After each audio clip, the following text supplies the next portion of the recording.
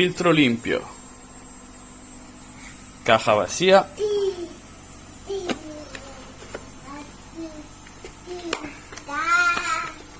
potencia máxima,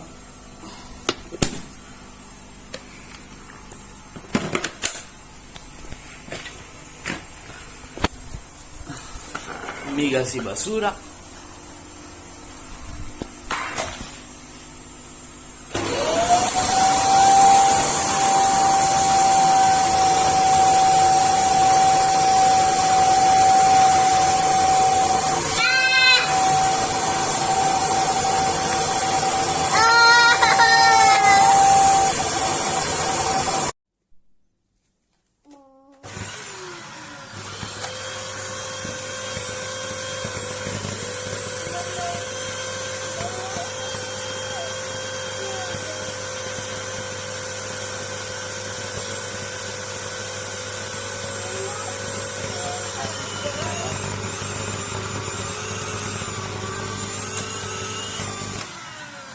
empieza a oler a quemado y a echar humo.